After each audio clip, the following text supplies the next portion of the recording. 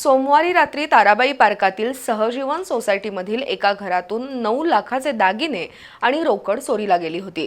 या प्रकरणी शाहूपुरी पोलिसांनी गतीने तपास करून शेजारीच राहणाऱ्या सचिन सदाशिव हासोळकर याला अटक केली। त्याच्याकडून चोरीतील 8,62,000 रुपयांचे दागिने आणि रोकड जप्त करण्यात आली। न्यायालयाने त्याला 2 दिवसांची पोलीस कोठडी सुनावली आहे। कोल्हापुरातील ताराबाई पार्क इथल्या सहजीवन सोसायटीत राहणाऱ्या शिरीष संगपाळ यांचं किराणा दुकान आहे। सोमवारी सायंकाळी संगपाळ कुटुंबीय बाहेरगावी गेले होते। मंगळवारी सकाळी परत आल्यानंतर घरात चोरी झाल्याचं दिसून आलं। शाहूपुरी पोलीस ठाण्याचे निरीक्षक संतोष डोके यांनी तपासाला गती दिली आणि या परिसरातील सीसीटीव्ही फुटेजची तपासणी केली। त्यानंतर अवघ्या काही तासात चोरटा पोलिसांच्या रडारवर आला। अंमलदार सुशील गायकवाड आणि महेश पाटील यांना मिळालेल्या माहितीनुसार पोलिसांनी संगपाळ यांच्या शेजारी राहणाऱ्या सचिन सदाशिव हासोळकरला ताब्यात घेतलं। कसून चौकशी केल्यावर त्यानं चोरीची कबुली दिली।